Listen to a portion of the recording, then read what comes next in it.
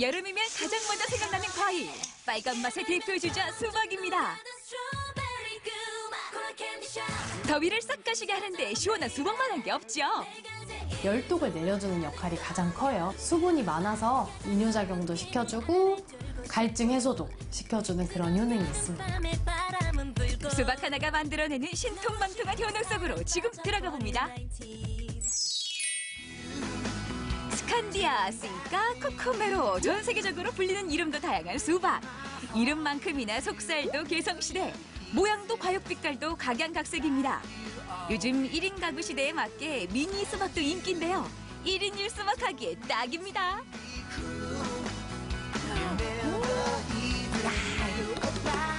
다짜고짜 수박만 보면 두드리는 분들 계시죠? 모양만 보고도 고르는 방법이 있습니다. 맛있는 수박 고르려고요? 아, 이거 수박 찾는 거 쉽지가 않네요. 몇 가지만 알면 맛있는 거 고를 수 있는데요. 방법이 있어요? 그럼요. 먼저 색깔과 무늬가 선명한 걸 고르는 건 당연지사고요. 무턱대고 큰 걸 고르면 단맛은 허당일 수 있답니다.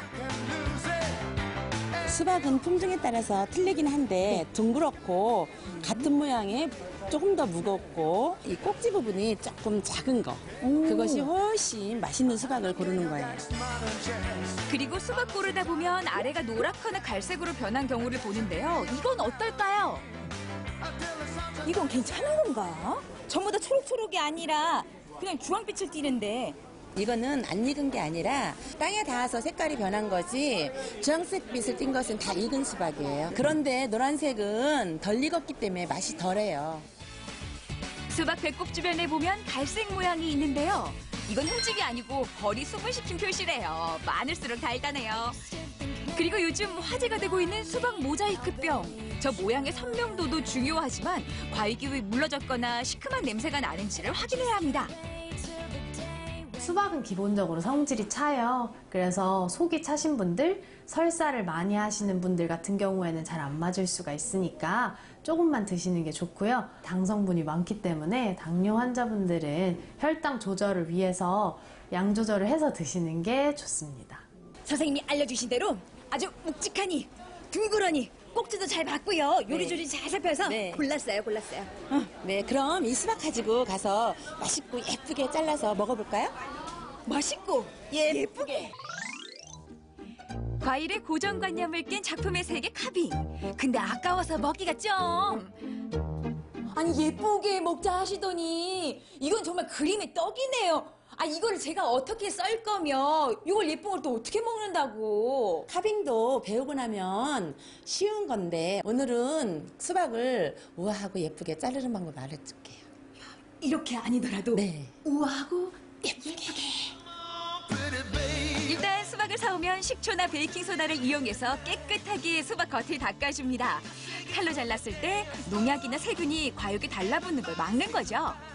아니 선생님 이 수박 껍질이야. 그냥 버려버리는 건데 이 수박까지도 베이킹소다로 깨끗하게 닦아내가지고. 밭에서 그냥 땅에서 있던 그대로 신선도 유지하기 위해서 수확해갖고 왔는데 껍질을 자르는 과정에서 이게 세균 오염이 생길 수 있어가지고 위생상 한번 씻어주는 게 좋습니다. 냉장고로 들어가기 전 꼭지 부분은 은박지로 감싸주는데요.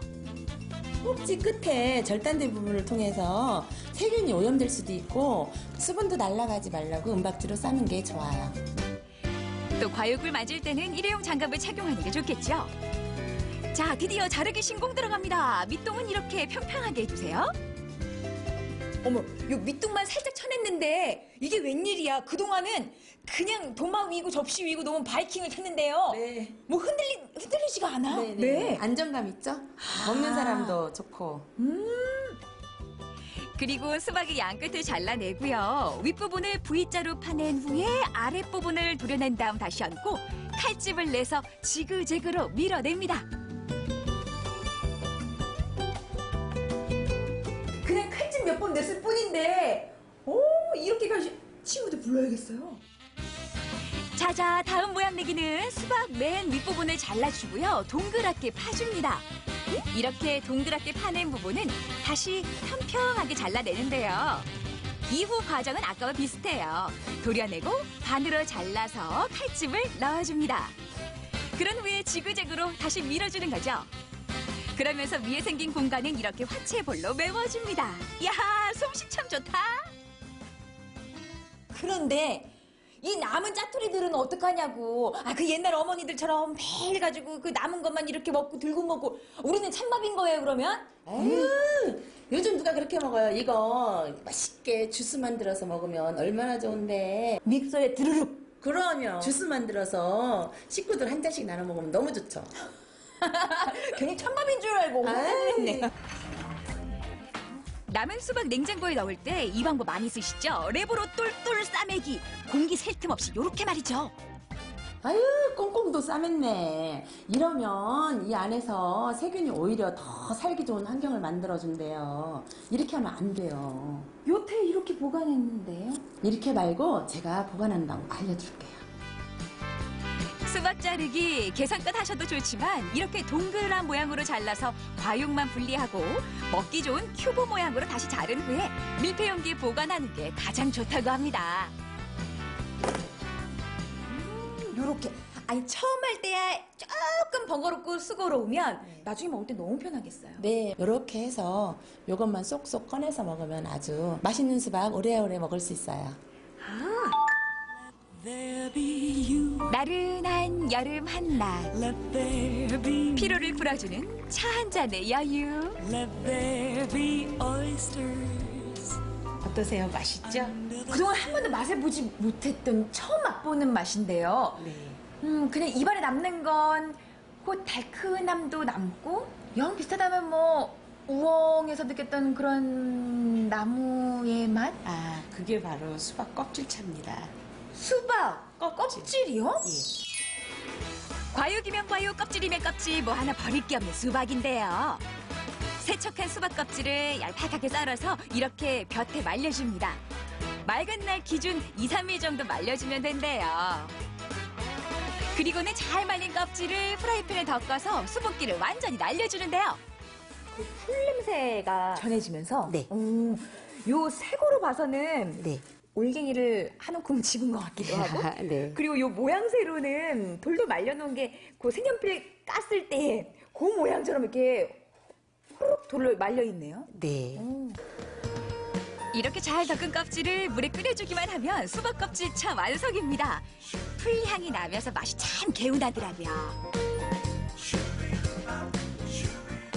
수박 껍질 같은 경우도 과육이나 씨처럼 이뇨작용을 도와주는 역할을 해요. 근데 몸에서 이 이뇨작용을 도와주게 되면 부종도 빠질 수 있고요. 황달도 치료 효과가 있어서 수박 껍질 또한 그 효능이 되게 좋다고 할 수 있습니다. 지금 우리에게 필요한 건 과육이 아니라 껍질입니다. 이번엔 수박 껍질 무침을 만들어 볼 텐데요. 수박 속 껍질 하얀 부분을 발라내는데 이 과육이 어느 정도 들어가야 맛있대요. 요리할 때 우리 감 같은 것도 넣고 사과 같은 것도 넣지 배도 갈아 않습니까? 넣고. 네. 그런 것처럼 빨간 부분이 좀 붙어 있으면 요리를 하고 나서 감칠맛이 나고 참 좋습니다. 이렇게 준비한 수박 껍질을 소금에 절였다가 가진 양념을 넣고 조물조물 묻혀줍니다. 야, 밥 생각나는데 벌써 이 냄새가 네. 배고프게 만드는 네. 매콤하면서도 아삭한 맛이 밥을 부르는 맛이에요. 딱 그 노각 묻혀놓은 거. 네. 그 씹는 그 꼬들꼬들한 그 느낌이 영락 없이 거기에다가 그 아까 수박에 빨간 속살이 군데군데 들어갔잖아요. 그래서 그 달큰한 맛도 있고 이거 참 맛있네요. 네. 여기에 기호에 맞게 매콤한 고추를 넣으셔도 되고요. 또 젓갈을 넣으셔도 되고요. 자, 다음으로 만들어 볼 건 만인의 사랑을 받는 부침개입니다. 밀가루 반죽에 가진 햄을 들어가고요. 여기에 채 썬 수박 껍질을 소금에 절였다가 물기를 꼭 짜서 넣어줍니다. 그 다음 취향에 맞게 가진 채소들을 넣어서 잘 섞어주면 수박 해물파전 준비 완료! 이제 노릇노릇하게만 구워주면 되는데요. 이 소리! 남은 수박 껍질을 활용해서 이렇게 수박 해물파전 한 장 부쳐 드시면 집 나갔던 입맛도 버선발로 돌아올 거예요. 아유, 또 생각나네.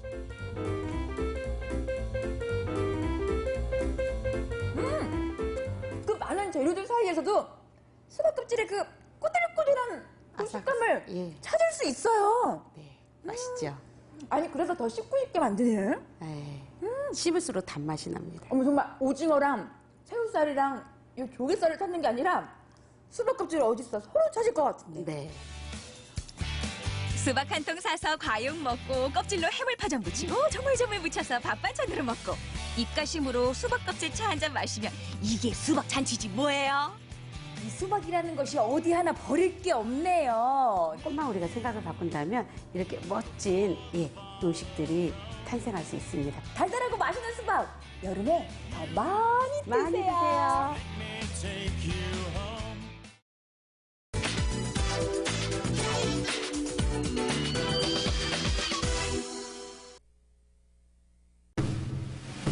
지난 6월 30일 유네스코 세계유산위원회는 한국의 산지승원 산사를 세계유산으로 등재했습니다. 보은 법주사, 양산 통토사 등 7군데 사찰이 유네스코 세계유산이 됐는데요. 한국 불교의 전통을 이어온 종합승원으로서 그 가치를 인정받은 것입니다.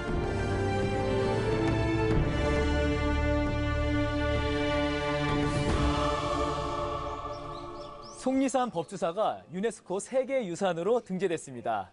정말 자랑스러운데요. 과연 유네스코는 어떤 이유로 법주사를 세계유산으로 인정했을까요? 오늘은 법주사의 진정한 가치를 되새겨보는 시간 마련했습니다. 법주사는 신라 진흥왕 14년에 의신조사가 창건했다고 합니다. 인도에서 공부한 의신조사가 흰나귀의 불경을 싣고 돌아왔는데 지금의 법주사 근처에서 나귀가 멈추더니 뱅뱅 돌았다고 합니다. 그 자리에 절을 짓고 불법이 머무는 절이라고 이름 지었습니다. 법주사는 신라와 고려시대 대찰로 발전했는데요. 조선시대 전란을 겪으면서 전소하기도 했고 여러 번 중건해야 했습니다.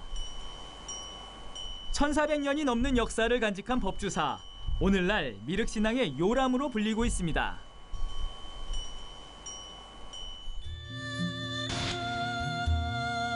세계유산위원회의 등재 결정문에는 법주사를 포함한 우리나라 7군데 사찰을 세계유산으로 등재한 근거와 기준이 담겨 있습니다. 유네스코 세계유산이 되려면 4가지 기준을 충족해야 합니다. 그것은 탁월한 보편적 가치, 완전성, 진정성, 보존관리 조항입니다. 이 기준에 따라 유네스코는 한국의 산사를 어떻게 설명했을까요? 함께 살펴보겠습니다. 세계유산위원회는 결정문 개요에서 산사의 탁월한 보편적 가치를 인정하고 있습니다. 산사는 산속에 있는 불교 수도원으로서 영적 실천의 중심지이다. 산속에 자리 잡았기 때문에 완충지대로 둘러싸여 있고 불상, 정자, 강당, 기숙사 등 사명과 마당의 공간 배치는 한국 불교 수도원의 전형적인 모습이다. 산사는 건축물과 유물을 보유한 역사적인 공간이며 조선시대 왕조의 탄압과 16세기 일본의 침략에도 불구하고 지금까지 신앙과 일상생활에 살아있는 중심지로 남아있다.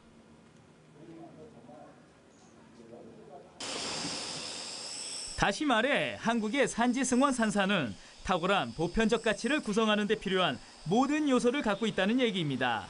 특히 산사 주변의 완충지대는 중요한 요소인데요. 법주사는 울창하게 우거진 오리숲을 지나야 나타납니다.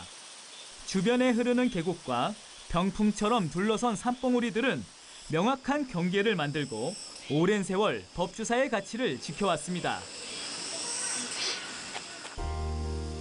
유네스코는 세계유산 등재 기준 중에서 3번째 기준을 근거로 삼았습니다. 살아있거나 사라진 문화적 전통 또는 문명에 대한 고유하거나 탁월한 증거를 보유한다.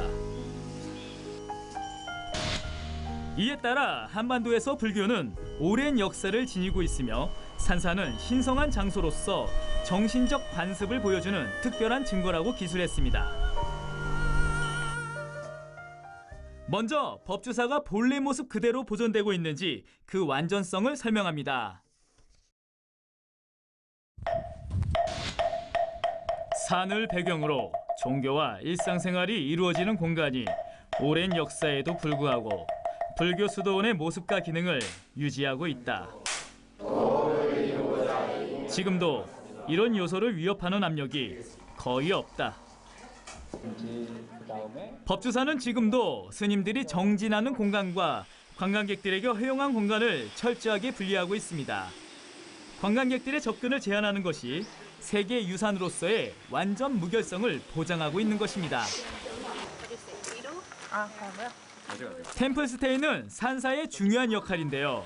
필요한 건물을 전통적인 양식으로 지었고 사찰 건너편에 있어서 시각적으로 방해하지도 않습니다.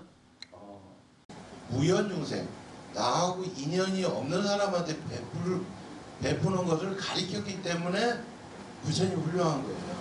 보라갈 적에 보시는 겁니다. 가셨어요? 이어서 세계유산으로서의 진정성, 다시 말해 신빙성을 설명합니다. 법주사는 종교적 전통과 기능 측면에서 높은 신빙성을 유지하고 있다. 지금의 자리에서 오랫동안 불교 사찰로 이용해왔고 일부 건물의 기능을 바꿨지만 전통적인 건축 기법에 따라 세밀하게 보수하고 복원했다.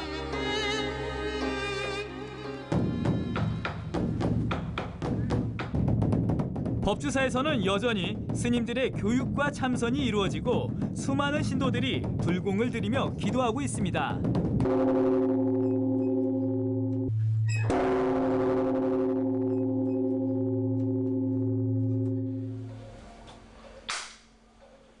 이렇게 지속적으로 이루어지는 신앙생활은 법주사가 진짜 세계유산임을 입증하고 있습니다. 단순한 불교 유적지로 남아있는 기존의 세계유산과 다르다는 얘기입니다. 유네스코 등재유산 결정문을 보면 관리 및 보호에 대한 요구사항이 굉장히 깁니다. 결정문의 절반 이상을 차지하는데요. 그 내용을 소개합니다. 먼저 관리 및 보호 실태를 밝히고 있는데요. 강력한 법적 규제로 사찰과 주변을 보호하고 있다는 것을 자세하게 설명하고 있습니다. 한국의 산사 법주사는 문화재 보호법에 따라 역사 유적지로 지정돼 있고 정부에서 지정한 문화재가 있는 문화유산지구와 완충 지역인 역사문화환경보호지구로 구성돼 있다. 산사의 보존과 관리를 위한 인력, 조직, 시스템이 있고 조계정에서 책임지고 실행하고 있으며 문화재청은 보존관리 계획을 세우고 있다. 강력한 규제가 관광 발전의 장애 요인이라는 불만도 있었지만 결국 유네스코 세계유산이라는 관광 활성화 기폭제를 얻는데 크게 기여했습니다. 아울러 4가지 권고사항도 있는데요. 문화재로 지정하지 않은 문화유산을 어떻게 관리하고 보존할지 계획을 세워라. 늘어나는 관광객의 영향을 어떻게 완화할지 대책을 세워라. 새로운 건설 계획은 지침에 따라 세계유산센터와 협의해야 한다. 라는 조항입니다. 어찌 보면 이 4가지 권고사항이 가장 중요한 내용이 아닐까요? 한국의 산사를 세계유산으로 인정해 줄 테니 강력한 정책으로 이 가치를 보존하라는 뜻입니다. 법주사를 비롯한 한국의 산사가 유네스코 세계유산이 됐습니다. 정말 기쁜 소식인데요. 유네스코는 우리에게 이러한 영광과 함께 무거운 책임도 줬습니다. 그 이유는 법주사가 한국의 유산을 넘어 세계인의 유산이 됐기 때문입니다. 우리는 그동안 속리산 법주사를 어떻게 생각해왔을까? 천혜의 관광자원, 그러나 개발 제한에 밀려 쇠락해버린 관광지. 이렇게 세속적인 시각으로만 바라보지 않았나요? 세속과 떨어져 있다는 속리산은 오래전부터 이렇게 웅변하고 있었는지도 모릅니다. 법주사는 세속과 떨어져 있는 그곳에 그대로 두어야 한다.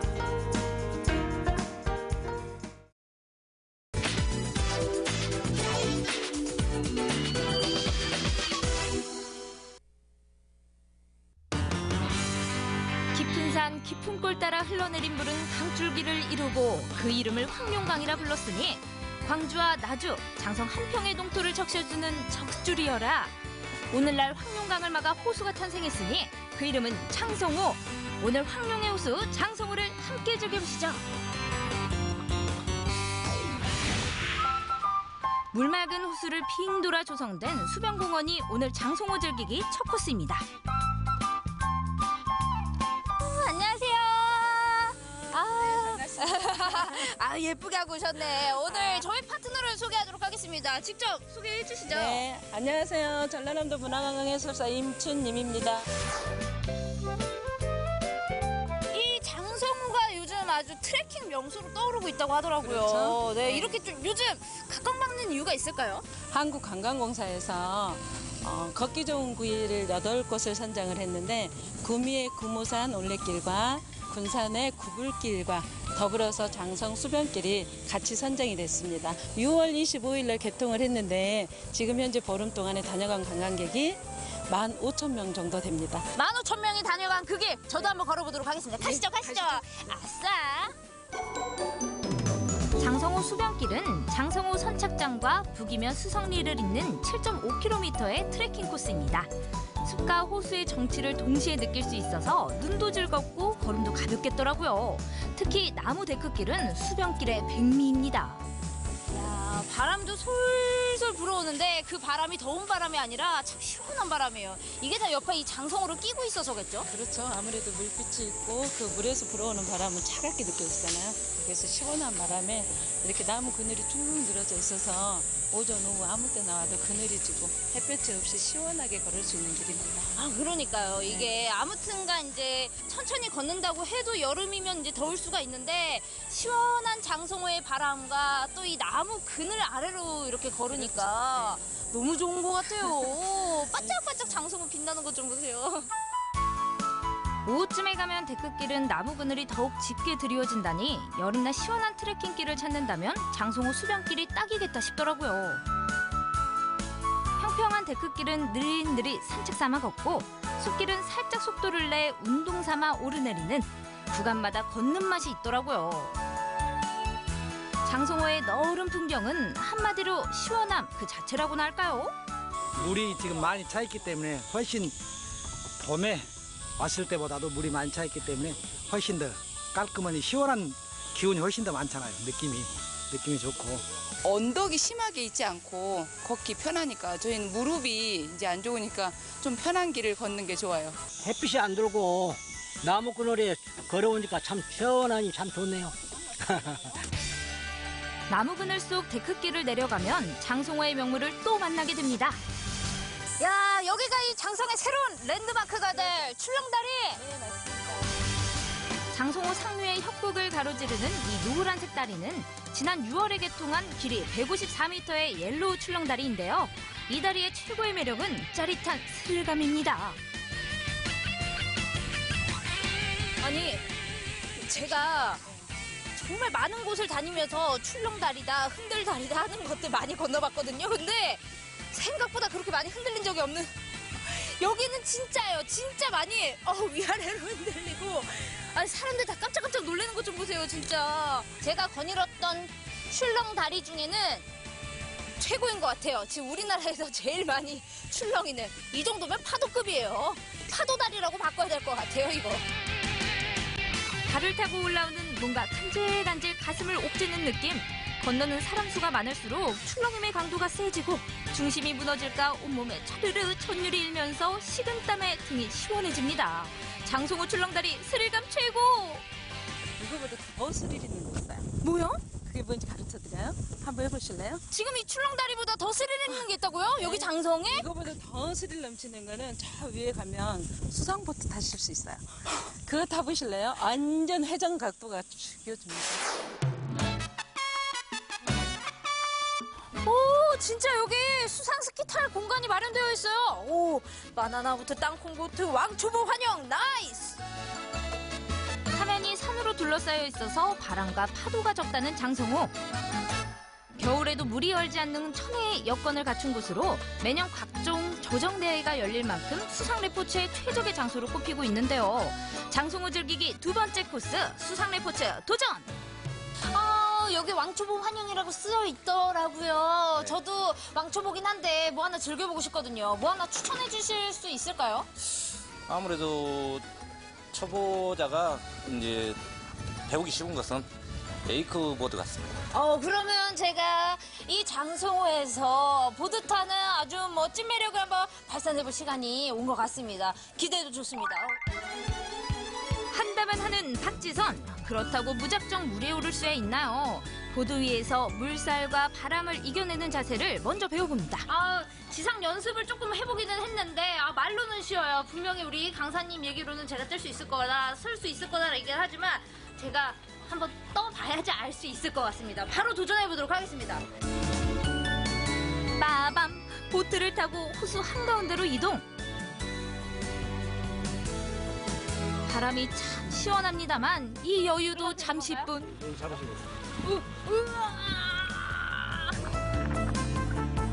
보드가 물에 뜨고 제법 무릎을 펴니다. 그래도 물에 뜨는 거 보이시죠? 저 물 위를 달리는 거 맞아요.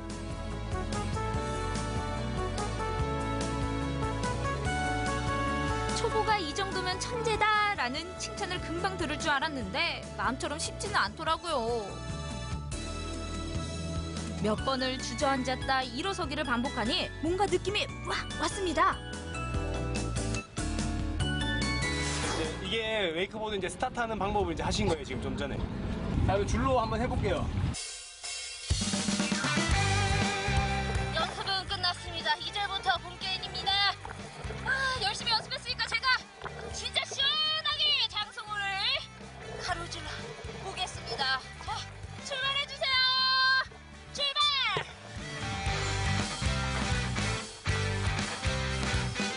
자, 저게 바로 접니다. 물 위를 미끄러진다는 게 이 느낌일까요? 비틀비틀 중심 잡기 힘들어 보이죠? 타는 저는 정말 재밌더라고요. 여기 보고 앞에 보고. 장성호를 몇 바퀴를 돌면서 점점 자세가 잡히는데 보기에도 딱 안정감 있어 보이죠? 장성호 맑은 물이 온몸을 때리고 가도 이만한 마사지 어디 또 없습니다.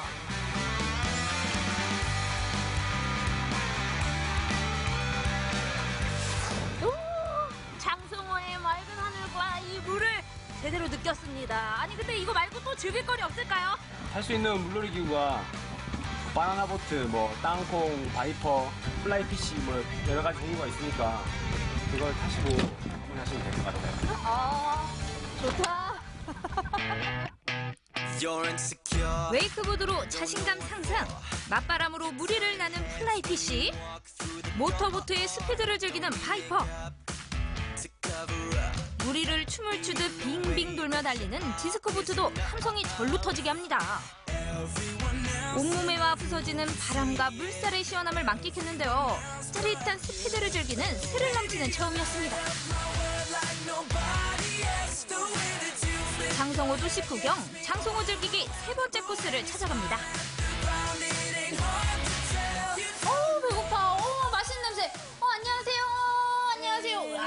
안녕하세요. 어머 이것 좀 보세요. 아주 반찬이 아주 화려한 게 여기가 심상치가 않아요. 어머니 여기 뭐가 맛있어요? 저 배고파 죽겠어요. 메기가 제일 맛있죠. 메기? 예. 장성의 메기? 유명하죠. 장성의 메기가 유명해요? 유명해요. 왜요? 물도 좋고,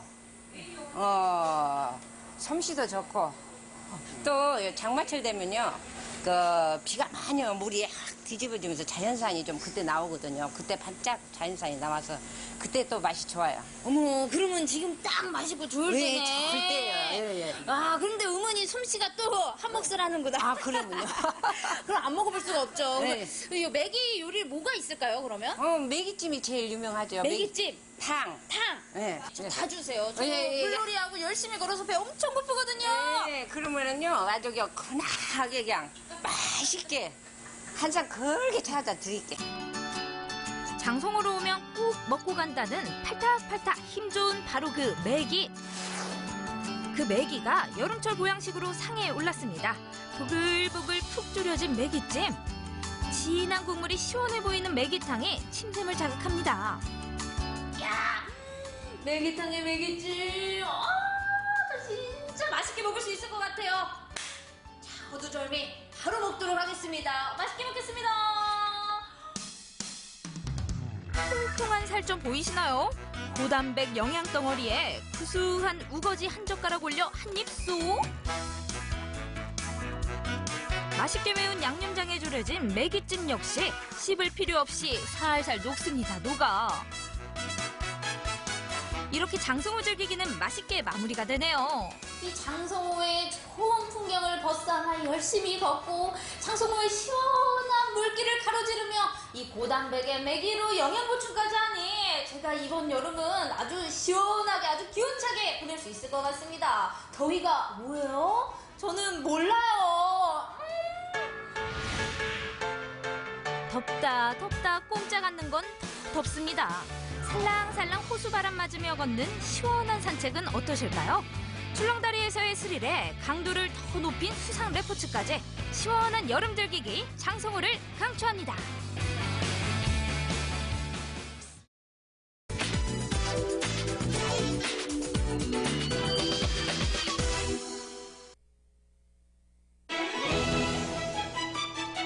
숨이 턱턱 막히는 여름철. 뜨거운 더위도 잠시 비켜가는 곳이 있다? 기세 좋은 명산을 품고 있는 산의 고장 장흥에서 더위도 피하고 힐링도 하고 건강한 기운 팍팍 불어넣어줄 별미에 다양한 체험까지 즐기다 보면 더 이상 여름이 두렵지 않다. 여름산에서 즐기는 신나는 장흥여행 지금 시작합니다. 네, 저는 지금요, 이 바다 좋고 산 좋고 물 좋고 공기 좋기로 유명한 장흥에 나와 있는데요.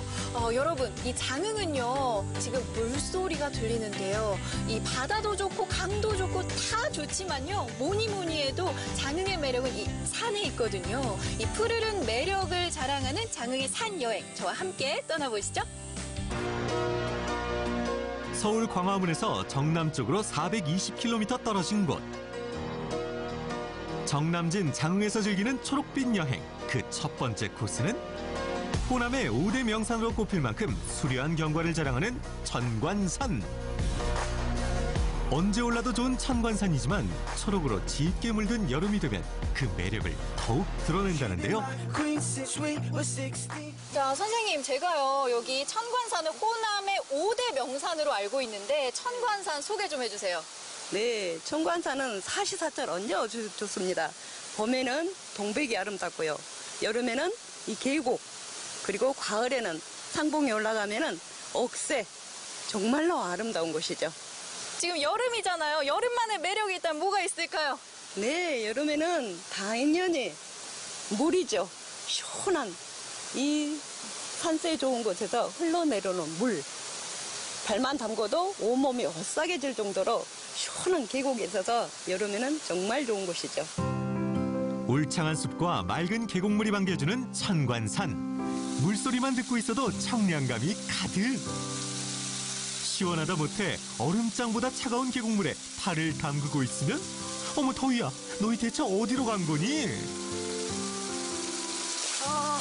엄청 시원해요. 계곡을 따라 쭉 오르자 땅이 보이지 않을 만큼 빽빽한 숲이 펼쳐지는데 펄펄 끓는 날씨에도 숲속에만 있으면 한여름 더위쯤은 두렵지 않다고요. 천관산 중턱에 오르면 전통 모양의 건물을 만나게 되는데요.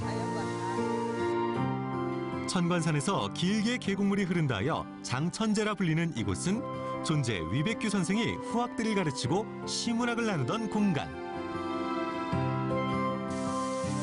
산세 좋은 곳에서 인물 난다는 말? 맞네, 맞아. 이 아름다운 풍경을 보고 있노라면 시가 절로 나올 수밖에 없겠다.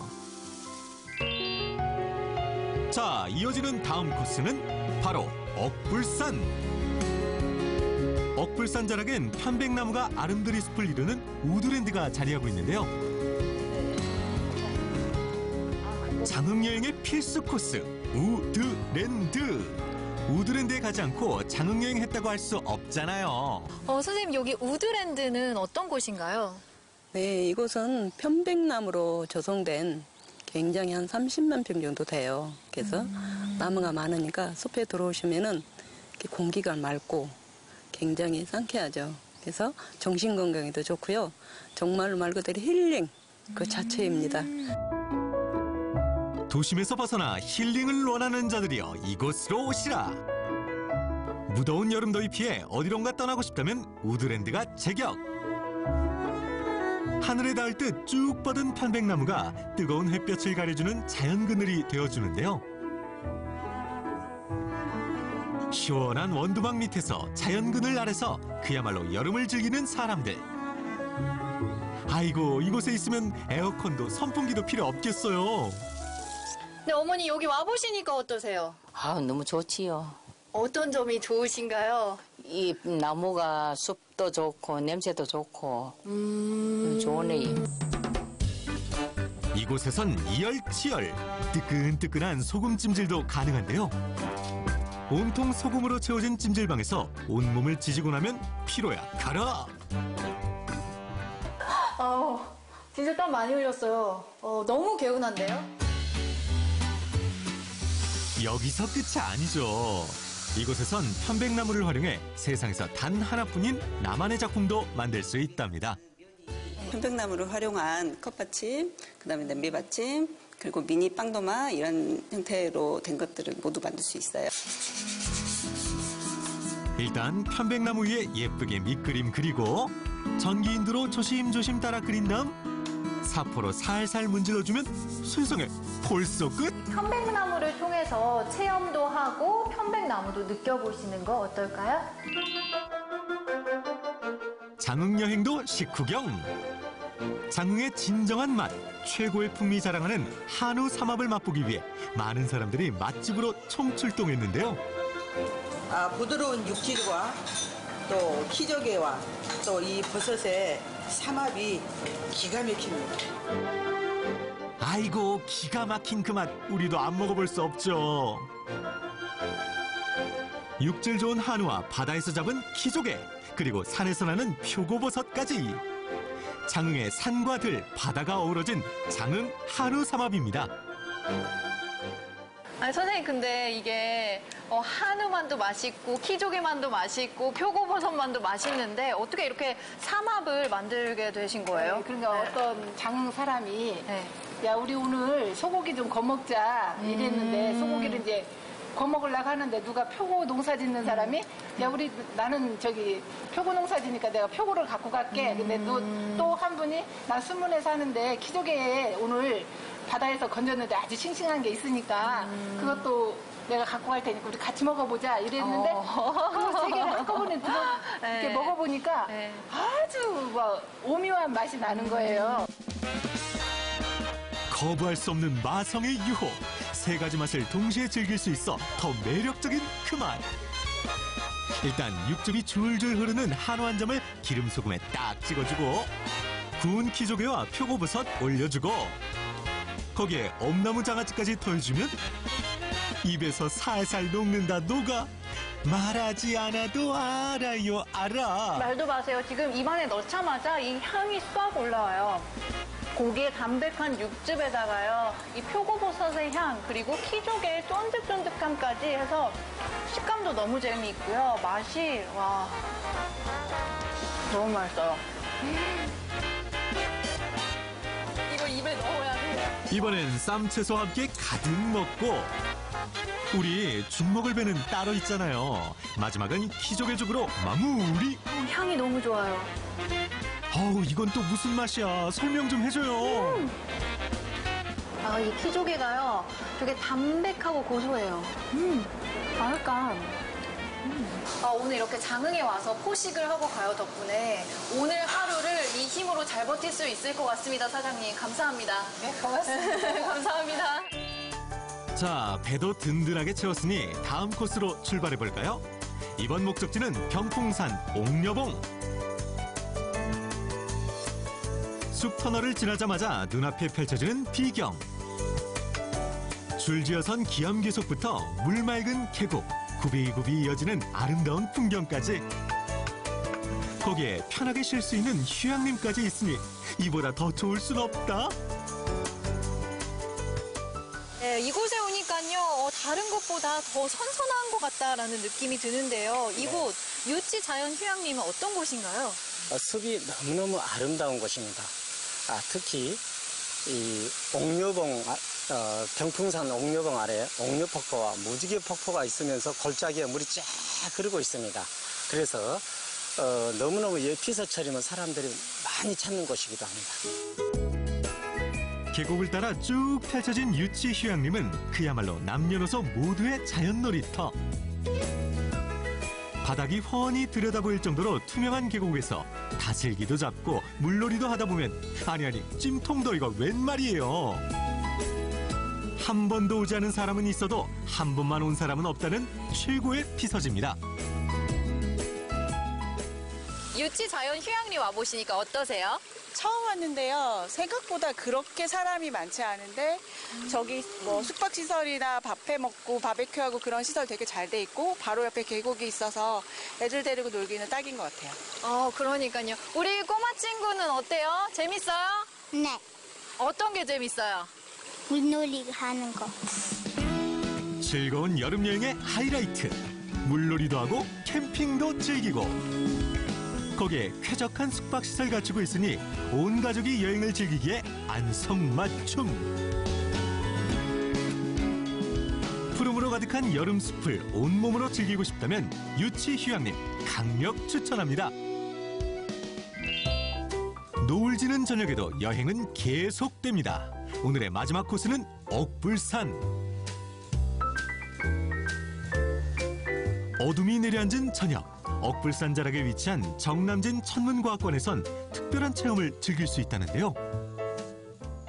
여기에서는 어떤 것들을 볼 수 있나요? 네, 요즘 밤에는 이 보조관측실에서는 금성하고 토성하고 그리고 여름철 별자리, 성단, 성운 같은 거를 관측할 수 있고요. 그리고 주 관측실에서 600mm 반사만 원경으로 목성의 줄무늬까지 확인해 볼 수가 있습니다. 여름철 별자리부터 목성까지 만날 수 있다고요? 이런 좋은 기회 놓치면 안 되죠. 천체 관측실에선 별자리 관측을 위한 준비가 한창인 사이. 슬슬 날이 어두워지고 우주에 관한 시청각 교육까지 마치고 나면 드디어 기다리던 순간. 천체 망원경으로 본 우주의 모습 어때요? 와, 이게 과학 교과서에서 보던 것 같이 그 동그란 거에 주변에 이렇게 고리가 되어 있거든요. 너무 신기하네요. 눈앞에 펼쳐진 신비롭고 아름다운 우주의 세계. 장흥에서 누릴 수 있는 특별한 즐거움이겠죠?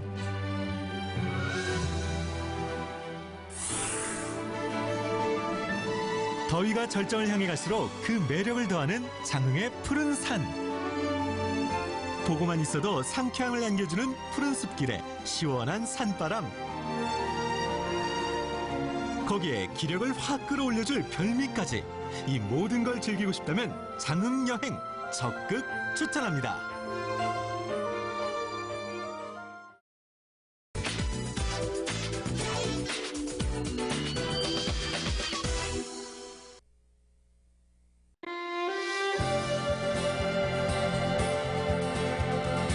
우리의 소중한 역사문화유산, 그 숨겨져 있던 가치와 아름다움을 재발견하고 우리의 일상으로 불러들이는 시간.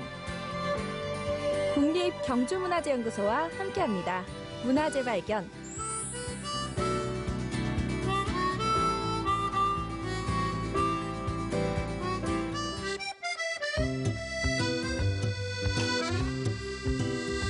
아름다운 문화재의 재발견을 위해 찾아온 곳은 경주시 외동읍. 소나무 숲이 우거진 이곳에는 어떤 문화재가 기다리고 안녕하세요. 있을까요? 문화재 발견 안수진입니다. 문화재 발견이 벌써 5번째 시간을 맞았습니다. 오늘은요, 국립경주문화재연구소 김동아 주무관님과 함께하도록 하겠습니다. 안녕하세요. 네, 안녕하세요.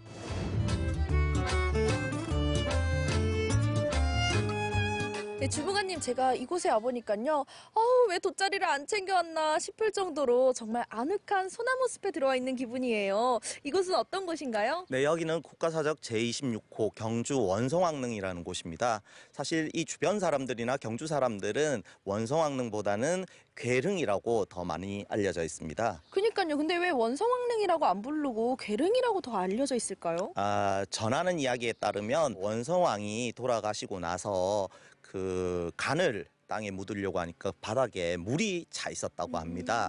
그래서 그 물을 관과 띄우기 위해서 밧줄에 걸어서 간을 걸어서 그 무덤을 썼다고 해서 걸갯자를 써가지고 괴릉으로 부르고 있습니다. 실제적으로 국가 사적 명칭도 최근에 이제 원성왕릉으로 바뀌었지 예전에는 괴릉이라고 불렀습니다.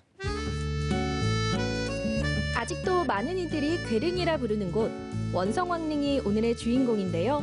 경주에 있는 여러 왕들의 무덤 중에서도 통일신라 시대의 역사와 문화를 조금 더 알 수 있는 소중한 유산이라고 합니다. 네, 주무관님, 저는 경주에서는 이런 능은 좀 흔히 볼 수 있다고 생각을 했거든요. 그런데 이곳을 특별히 소개하고 싶으신 이유가 있을까요? 네, 우리가 잘 아는 대롱원이나 또 이래 때 우리가 봤던 쪽생 고분유적에서는 삼국시대 무덤들이라고 보시면 될 것 같습니다. 그게 가서 보시면 큰 봉분반 있지 그 주변에는 전혀 어떤 장식된 구조물이라든지 석재물들이 없는데 여기서 와서 보시면 무덤 주위로 호석이 돌아가고 그다음에 무덤 앞쪽에는 무인상이라든지 석사자상들이 배치됨으로써 삼국시대 무덤과 통일신라 시대 무덤의 어떤 차이를 엿볼 수가 있습니다. 그럼 이곳이 바로 통일신라 시대 무덤 양식의 완벽체 끝판왕이라고 할 수 있는 건가요? 네, 어떻게 보면 통일신라 시대 왕릉급 무덤 중에서는 가장 완벽한 형태를 갖춘 무덤이라고 할 수 있을 것 같습니다.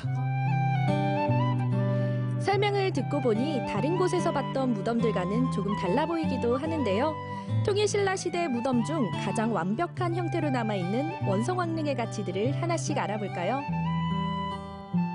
수진 씨, 저게 뭔 것 같아요?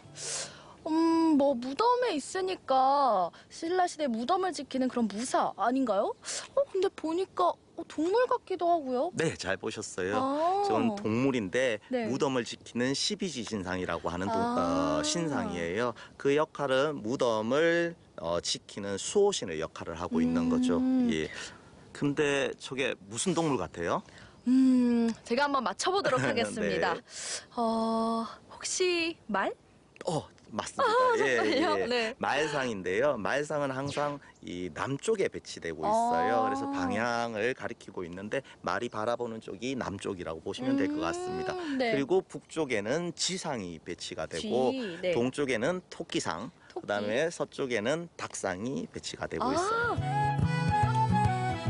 무덤을 둘러싸고 있는 12지 신상은 통일신라 시대에 나타나는 무덤 양식인데요.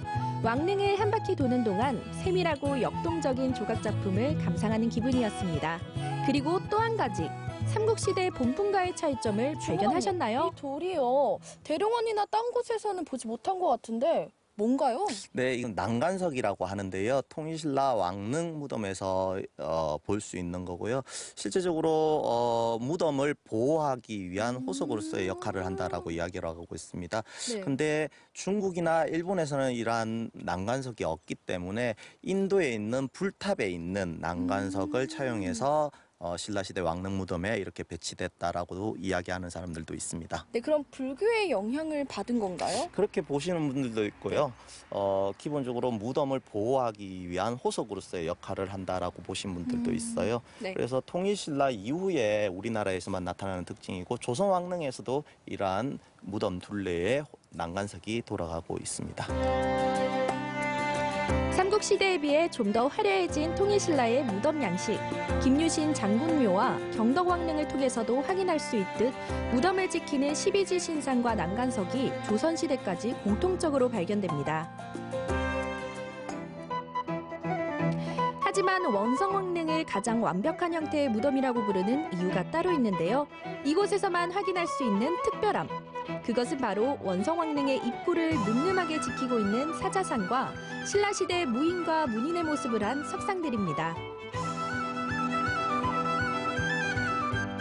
이 원성왕릉 앞에 보니까요, 여러 가지 조각상들이 이렇게 배치가 되어 있어요. 뭐 사자상도 있는 것 같고 인물상도 있는 것 같고, 이것들은 어떤 의미를 가지고 있나요? 네, 기본적으로 사자상이라든지 앞에 있는 무인상 같은 경우에는 이 원성왕릉을 지키기 위한 수호신들의 역할입니다. 앞에서 말씀드린 12지신상과 같은 역할을 한다라고 보시면 될 것 같아요. 특히 저 사자상 같은 경우에는 신라인들이 어떤 돌을 다루는 솜씨를 격렬하게 잘 보여주고 있는데요. 앞다리 같은 경우에는 한쪽 다리는 내리고 있고 한쪽 다리는 세워가지고 굉장히 사실감 있게 생동감 있게 표현했다는 점에서 굉장히 의미가 있습니다. 예. 고개도 보니까 살짝 이렇게 돌리면서 더욱더 그 생동감을 표현하려고 노력을 한 흔적이 보이는 것 같아요. 네, 맞습니다. 아마도 그 무덤을 수호하기 위해서 지키는 모습, 방향으로 틀어서 지키는 모습을 했다라고 보시면 될 것 같습니다. 네, 그리고 뒤에 보니까요, 인물상도 있는데 사실 신라인들 같지가 않아요. 네. 외국인 같긴 한데 어떤 분들인가요? 네, 혹자들은 그래서 저 무인상들을 서역에서 온 사람들이라고 이야기하시는 분들도 있습니다. 특히 덩치가 큰 모습이라든지 아니면 코가 이렇게 신라인들하고는 다르게 매우 크게 표현되어 있습니다. 그런 것들을 봤을 때 아마 신라 당시에 서역과의 교류, 또 서역인들이 실제로 신라에 와서 생활했다, 뭐 이렇게 이야기하시는 분들도 있고요. 또 혹자들은 불교에서 불법을 수호하는 그런 금강역사상이라든지 이런 수호신들하고 닮았다고 해서 불교에서 온 어떤 이미지가 아닌가라고 또 이야기를 하시는 분들도 있습니다. 소나무 숲속 위치마저도 완벽해 보이는 원성왕릉. 마치 숨은 그림 찾기 하듯 곳곳에 남아있는 이야기와 아름다운 석조물들을 재발견한 시간이었습니다. 사실 경주에는 이런 고분들이 참 많잖아요. 그래서 쉽게 지나칠 수 있었는데 설명과 함께 들으니까 더 색다르게 다가오는 것 같아요. 오늘도 잘 배웠습니다. 네, 저도 즐거웠습니다. 통일신라 시대 왕릉 중 가장 완벽한 형태를 갖추고 있는 이 괴릉. 여러분들도 쉽게 지나치실 수 있었을 텐데요. 오늘을 계기로 다시 한번 이 괴릉에 대해서 의미를 새겨보는 시간이 되셨으면 좋겠습니다. 소나무숲과 통일신라 시대의 예술작품이 어우러진 아름다운 계릉으로 소풍을 떠나보시는 건 어떨까요? 국립경주문화재연구소와 함께하는 문화재발견, 원성왕릉의 재발견이었습니다.